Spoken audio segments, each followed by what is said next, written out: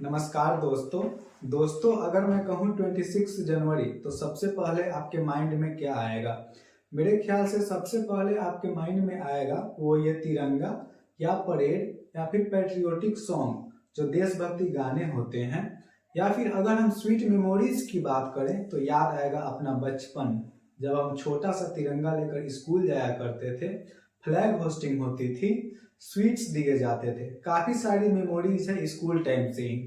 दोस्तों अगर मैं कहूँ 26 जनवरी की क्या इम्पोर्टेंस है, मुझे शायद ये आंसर मिलेगा कि इस दिन रिपब्लिक डे मनाया जाता है, यानी कि गणतंत्र दिवस, या फिर इस दिन यानी कि 26 जनवरी 1950 को हमारा संविधान लागू हुआ था। लेकिन दोस्तों क्या सिर्फ हमें इतना ही जानने की जरूरत है रिपब्लिक डे के रिगार्डिंग? मुझे लगता है हमें बहुत सारी चीजों को जानने की जरूरत है रिपब्लिक डे के रिगार्डिंग। तो चलिए वो क्या है वो चीजें हम जानते हैं इस वीडियो में। सबसे पहले हम जानेंगे वर्ड रिपब्लिक का मतलब। हमारे देश में एक कॉमन तरीके की डिफिनीशन है, कंट्री का टॉप मोस्ट पोजीशन यानी कि प्रेसिडेंट ऑफ इंडिया इलेक्टेड होनी चाहिए। हमारे देश में प्रेसिडेंट को इलेक्ट करने के लिए कुछ रूल्स एंड रेगुलेशन हैं और ये सारे रूल्स हमारे कॉन्स्टिट्यूशन से आते हैं। अगर हम रिपब्लिक की डेफिनेशन को कंक्लूड करें तो कुछ इस प्रकार होगी, कंट्री का टॉप मोस्ट पोजीशन इलेक्टेड होनी चाहिए और देश में रूल ऑफ लॉ होनी चाहिए, यानी कि देश में हर एक चीज के लिए रूल एंड रेगुलेशन होनी चाहिए और ये सारे रूल्स आते हैं हमारे कॉन्स्टिट्यूशन से। जैसा कि हमें पता है भारत एक लोकतांत्रिक देश है, जिसका मतलब देश के आम नागरिकों द्वारा उनके representatives like MPs MLAs elect किए जाते हैं। वे आगे हमारा रिप्रेजेंटेटिव बनकर विधानसभा या फिर लोकसभा में पार्टिसिपेट करते हैं। जो भी गवर्नमेंट इलेक्ट होकर आती है, अगर उनके द्वारा कुछ गलत डिसीजंस लिए जाते हैं तो उस डिसीजन को रोकने के लिए हमें जरूरत है रूल ऑफ लॉ की।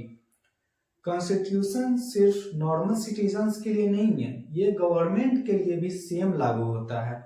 We already know that there is democracy in our country, but democracy के थ्रू जो भी गवर्नमेंट फॉर्म होकर आ रही है उसे देश के लिए किस तरह काम करना है, ये सारा चीज हमारे कॉन्स्टिट्यूशन में है।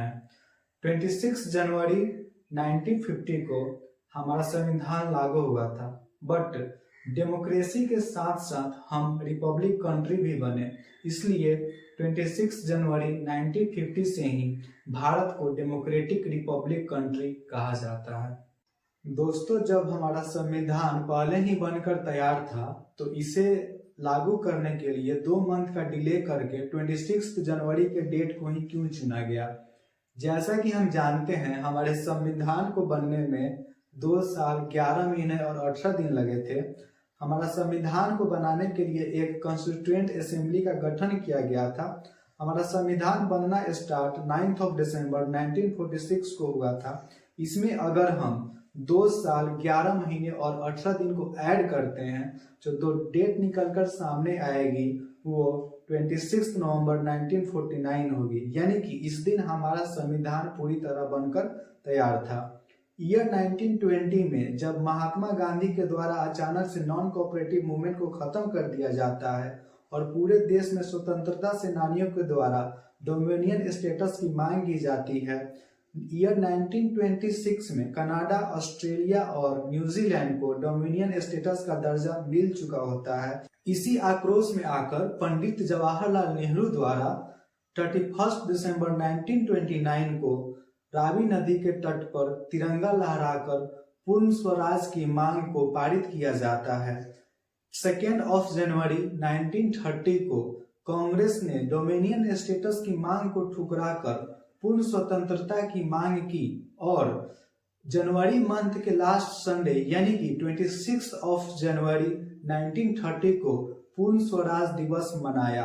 यह दिन इतना इम्पोर्टेंट था कि इस दिन को यादगार बनाने के लिए हमारा कॉन्स्टिट्यूशन पहले बनकर तैयार था, फिर भी 2 मंथ का डिले करके 26 जनवरी 1950 को लागू किया गया।